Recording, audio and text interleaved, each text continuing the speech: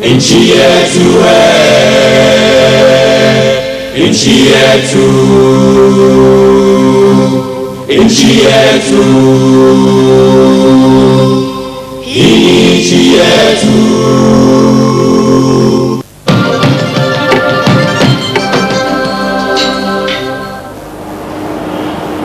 African art, for long considered primitive and anonymous by some Western art critics.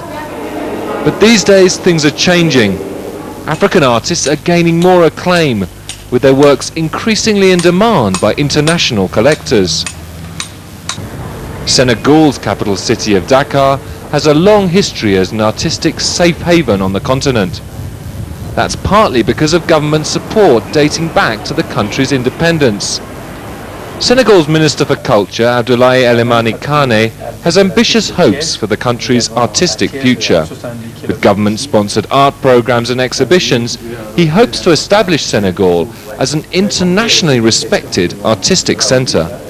Je crois que on peut dire que la philosophie qui sous-tend. I think we can say that the philosophy underlying Senegal's cultural policy, as spelt out by the head of state, a policy we have to ensure is implemented, is based on an initiative by the first president of the Republic, President Léopold Sédar Senghor, who believed that Senegalese culture should have strong roots at home while remaining open to the outside. The government's policy of supporting Senegalese artists has been focused in recent years in the direction of the visual arts. Kane says that with government backing, he hopes Senegalese artists will balance an appreciation for their African heritage with the constant pressures of non-African influences. In my view, these two ideas can be placed side by side, two by two. Heritage and our roots, openness and creativity. This is because, while still maintaining these two ideas, we have to take the development of our society into account, because we are in a global environment. Serine Mbaye Kamara is one of Senegal's best-known artists. Works like these were shown at the recent 4th Dakar exhibition, an event backed by the Senegalese government in a bid to give local talent wider international exposure. Serine lives on the outskirts of Dakar, where he makes abstract sculptures out of natural materials. His larger works can fetch up to $2,000 American.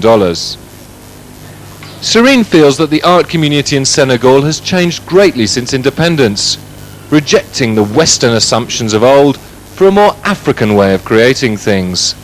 He, like many others, credits the country's first president for helping to bring about the change. Senghor avait encouragé et soutenu, je vous l'ai dit tout à l'heure aussi, qu'on est passé d'un académisme occidental. Senghor encouraged the move from Western academicism to some kind of Negro-African academicism, and that is what prevails until today. The artists understood that we have an inheritance which does not prevent us from seeing what is happening elsewhere and not copy but understand that these are contemporary artists and that there is a common way of doing things, but that Africa has something to contribute, and it can only do this by starting from what it has, what it knows. Elle ne peut le faire qu'en partant justement de ce qu'elle a, ce qu'elle sait. Fatim Mbengwe, 31 years old, was chosen for the last Dakar exhibition 2 years ago. Though she didn't participate in the most recent Dakar, her work was displayed early this year along with other female artists. That exhibition, the Parfum de Femme, is also the name of this collaborative work by the participants. Mbengwe is a poor artist. She does much of her work on the balcony outside her tiny flat in Medina, one of the toughest and roughest areas of Dakar. Je me considérais plutôt en tant qu'artiste africaine. I would describe myself as an African artist, and even that would be a bit limited. Although I know I have something for my continent, I believe that as an artist, I must be committed to certain causes and struggle to bring about changes as far as those causes are concerned. This should not simply be limited to African causes. Rather, it should be universal. So I would describe myself as a universal visual artist. Despite finding it hard to live as an artist in Africa, Mbengwe says she believes in what she's doing. She says her commitment to the profession makes it easier to overcome any obstacles she might face. My ambition is to live for art, defend my society, and prove that it's useful and interesting to live for something, to work and leave something behind. That's a sentiment backed by the Senegalese government, which says it views artistic expression as an important part of democracy. Le terme liberté est aussi important ici que le terme créativité. The term freedom is as important here as the term creativity. The creative artists have to be assured that the state will guarantee them not only freedom to produce and distribute their work, but also guarantee the public the freedom to receive or not receive what is thus produced. This is important in a democratic situation, the freedom to appreciate what is produced. Senegalese art, works produced by inspiration and marked with the seal of official approval.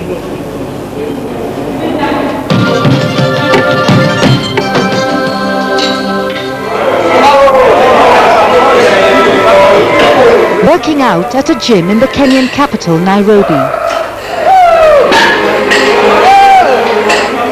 For many here, though, the goal is more than keeping fit.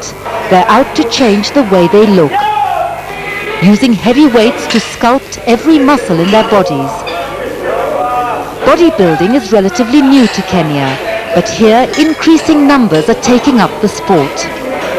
In Nairobi alone, there are close to 150 active bodybuilders.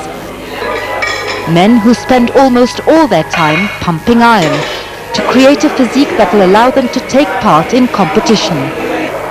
For some, the hard work pays off. 20-year-old James Basolo is one of the current African junior champions, a title that took him to the Czech capital Prague for last year's 50th Mr. Universe competition. I never did well, but at least I was the youngest. I was the youngest to the sport. But they really encouraged me. I knew I had potential. So I have to come back and train back here. Vitalis Okoth is another local champion. Despite his competitive successes, he's a keen advocate of the sport for other reasons. We all need weight training to be a little bit stronger for life. And when you are strong in life, when you are strong in your body, you are also strong, you know, in your mind. The way you deal with people, the way you interact with people, you treat them with more respect. In the West, bodybuilding has attracted large numbers of women. There are separate competitions for them. In Africa, though, it has yet to catch on in quite the same way. Laura Ngay, a trainer at a local hotel health club, is one of the few Kenyan women who promotes female bodybuilding. Hope for the future would be to have more women compete in the bodybuilding competitions and to have more women in the gyms and to see more women not afraid to pick up the weights to train their bodies, because I know weight training does give a good defined body that most women would like to go for. Bodybuilding has had a hard time being accepted as a sport, tainted by the fact that drugs are often used to accelerate muscle growth. Gym owner and fitness trainer Michael Ragos is a bodybuilding veteran. He says drugs are used in Kenya, but not as widely as they are in other parts of the world. In Kenya, for example, we have some boys who are using it. Even though we don't have full proof, but I'm sure there are some people who are taking it, or who are using some part of it. It's about 15-20% competitors who are using it now. These illegal drugs used by bodybuilders are called anabolic steroids. Anabolic steroids have androgenic properties. Normally they are in fact worldwide banned. You don't want such substances being used because there are very many side effects. Some of the side effects of anabolic steroids are liver cancer, stunted growth, and you get acne, lots of, there are about 70 to 80 side effects. Over the counter though, bodybuilders can buy concentrated glucose and protein products and use them legally to improve their muscle building. But even these are too expensive for many Kenyan bodybuilders, most of whom still have to achieve their goals by sheer hard work. Fixed to the walls of the gym are photographs of the shapes the bodybuilders are aiming for, the kind of look that gave film star Arnold Schwarzenegger the Mr. Universe title 4 years in a row. In competitions, judges look for muscle size, muscle quality as well as shape and proportion. Posing and presentation like this are also taken into consideration.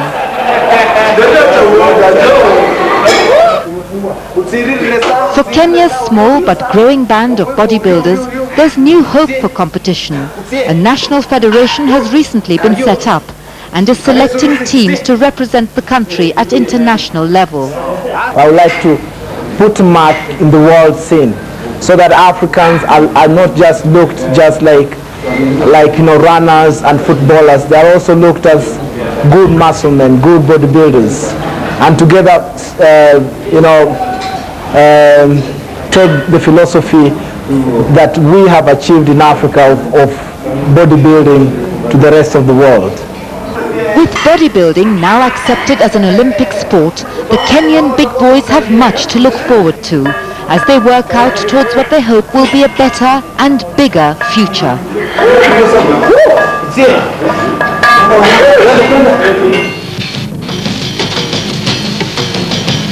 Next week on Africa Journal, Frederick Chiluba, Zambia's president, calls for cancellation of external debt.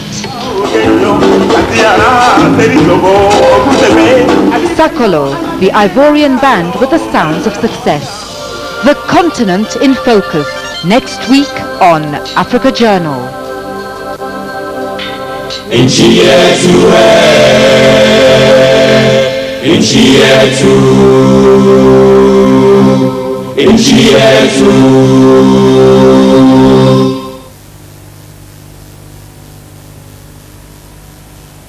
Africa Journal. Talk to us by post or email.